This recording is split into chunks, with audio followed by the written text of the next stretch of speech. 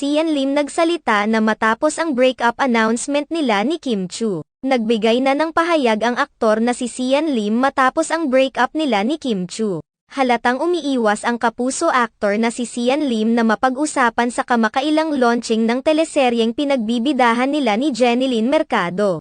Ang patungkol sa naging hiwalayan nila ng kapamilya actress na si Kim Chu.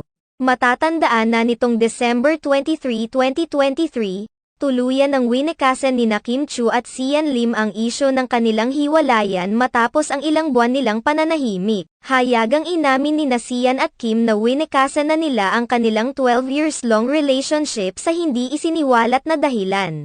Samantala, naging matipid naman ang mga sagot ni Sian Lim sa mga katanungan sa kanya ng press sa naganap na launching ng teleserye nila ni Jeneline Mercado na Love, Die, Repeat. Kinamusta rin ng ilan mga press people si Sian Lim kung kumusta na nga ba siya ngayon matapos ang hiwalayan nila ng kanyang longtime girlfriend. Ayon naman kay Sian Lim na maayos naman siya ngayon at dapat naman talaga siyang maging okay.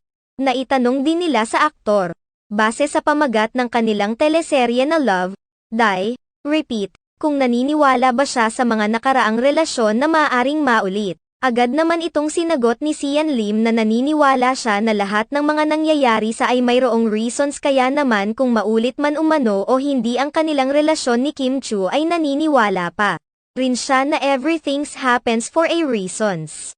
Tanging magagawa na lamang umano niya ngayon ay ang mag-move forward at tingnan na lamang ang mangyayari sa hinaharap. Sa ngayon ay nakafocus na lamang umano si Sian Lim sa kanyang showbiz career para na rin malimutan niya ang sakit na dulot ng pagtatapos ng matagal nilang relasyon ni Kim Chu. Sa kabilang banda ay hindi pa rin naglalabas ng pahayag si Kim Chu patungkol sa naging relasyon nila ni Sian Lim. Inaasahan naman ng kanyang mga tagahanga na hindi na mag-aaksaya pa ng oras si Kim Chu sa pagbibigay ng saloobin patungkol kay Sian Lim. Narito ang full video.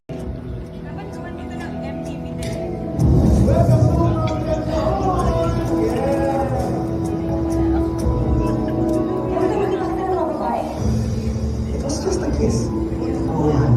Ayoko na sa'yo! Break na tayo! Angela! Dahil sa kabutihan niyo, gagabayan ni Kanlaon ang pagsasama ninyong mag-asawa. Ay, hindi po kayo mag-asawa. Manliligaw pa nga na ako. Napakahalog lang kasi hindi at ang hinaharap ninyong dalawa. May tayo na kaya kapag sa akin. Break na tayo, di ba? So, kung makita mo akong may kasama ibang lalaki, may kausap ako, di ba? Wala ka nang pakialam doon. Sa akin na. Dali. Angela! Angela! Angela! Gusto niyo ito! Dali! Ako ang gusto ko lang gawin ngayon ay makasama ka as much as possible. Jessie at si Kiyomi. Ikaw pala si Bernard. Siguro naman hindi mo iiwan sa area yung kaibigan ko. Of course not. Siyempre hindi.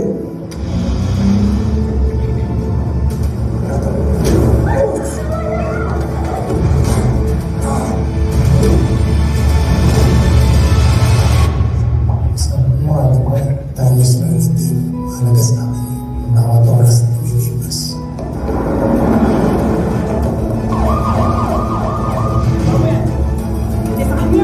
Kasalanan ito.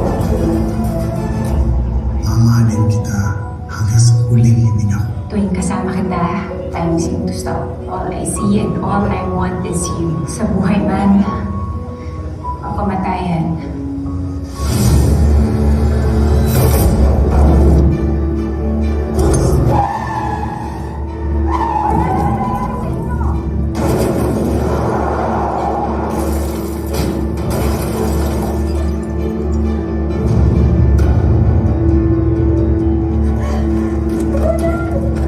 Wala, nandito na ako. Sorry, Mrs. Everything we could.